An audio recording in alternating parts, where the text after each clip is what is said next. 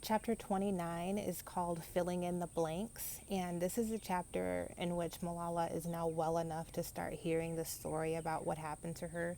So, filling in the blanks just means that she's finding out what happened during that whole time that she was unconscious and in a coma.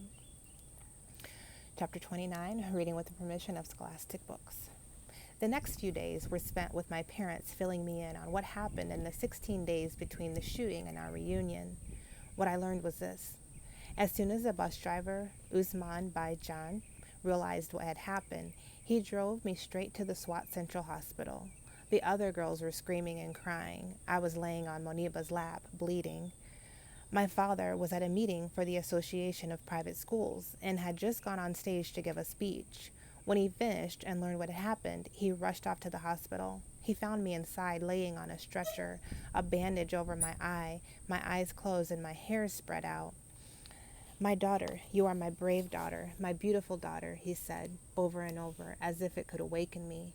I think somehow I did know he was there, even though I was not conscious. The doctors told him that the bullet had not gone near my brain and that the injury wasn't serious. Soon the Army took charge, and by 3 p.m. I was in an ambulance on the way to a helicopter that would take me to another hospital in Peshawar. There was no time to wait for my mother, so Madame Miriam, who had arrived at the hospital soon after my father, insisted on coming in case I needed a woman's help.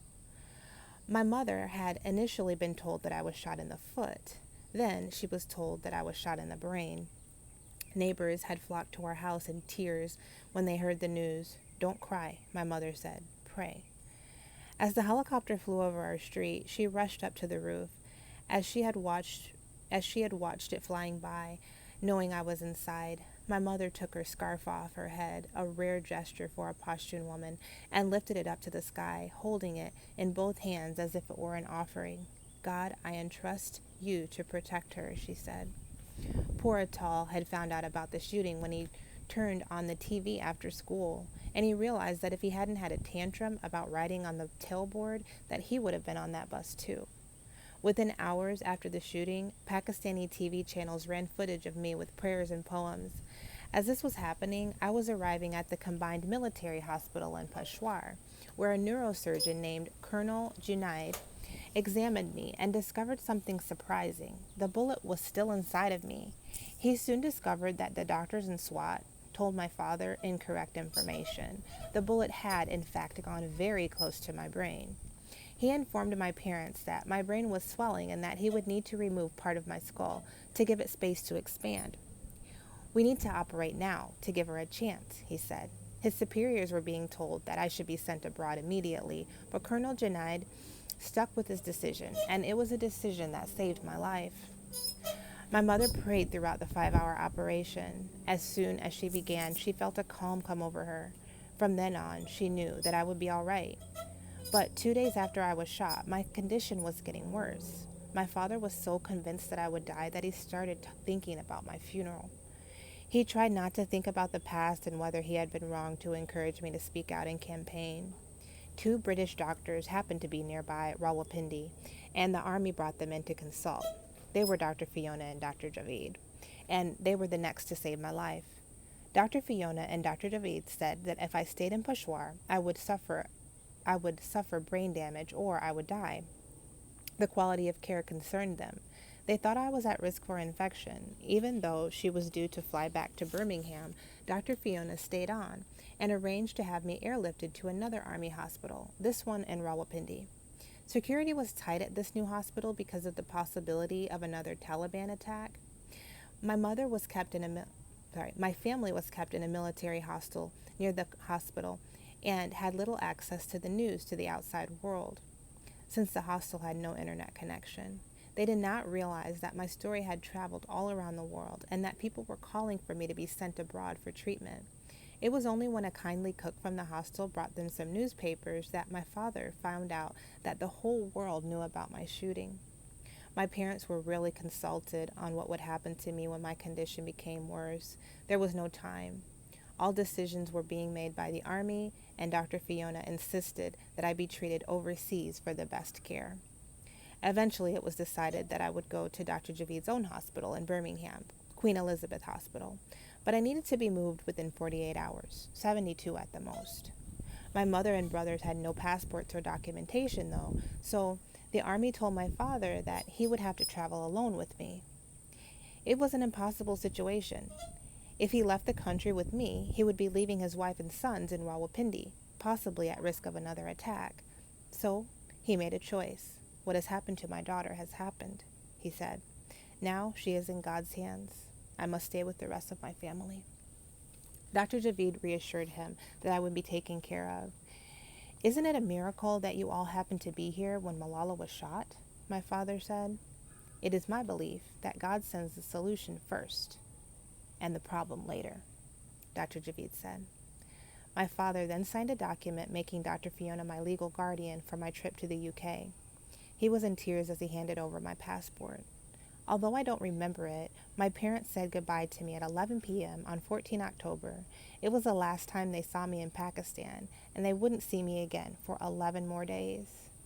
My father did not want me to wake up in a strange country without my family there. He was worried about how confused I would be, how abandoned I might feel, but he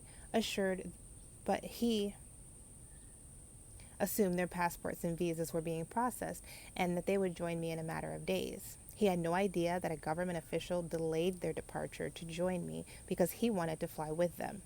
The wait felt endless. It was during the earliest days in Peshawar, amid the horror and grief, that my father asked my mother, "Is this my fault?" "No, Kashita," she said. "You didn't send Malala out thieving or killing or committing crimes. It was a noble cause. You should not blame yourself.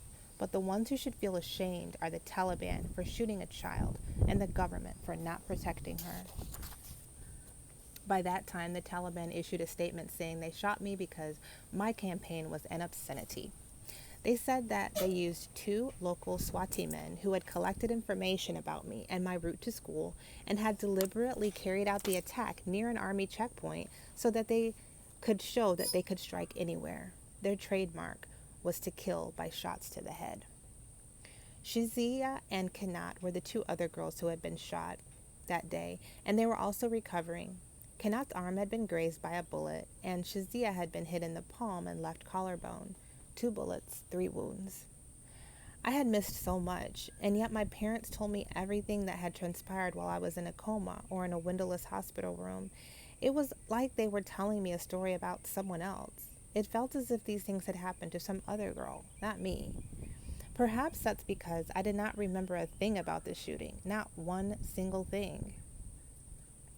The doctors and nurses offered complicated explanations for why I didn't recall the attack. They said that the brain protects us from memories that are too painful to remember, or they said that my brain might have shut down as soon as I was injured. I love science, and I love nothing more than asking question upon question to figure out how things work. But I didn't need science to figure out why I didn't remember the attack. I know why. God is kind to me.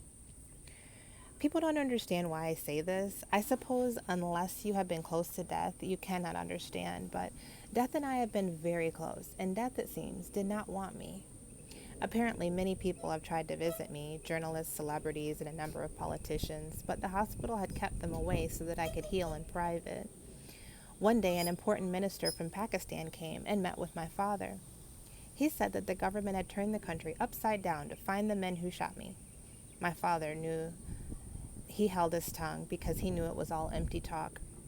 They had never found the person who had killed Benazir Bhutto. Only one person was in jail after the shooting, our poor dear bus driver. The army said they were holding him so that they could identify the gunman, but why had they arrested our bus driver and not the gunman? It was madness. The minister also thanked my father and asked him if I could give a smile to the nation. He did not know that this was the one thing I could not do. My father was unhappy, but again he held his tongue.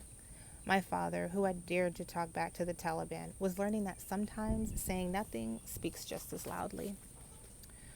When I finally watched the news, I learned that a spokesman for Fazula said that the Taliban had been forced to shoot me because I would not stop speaking out against them.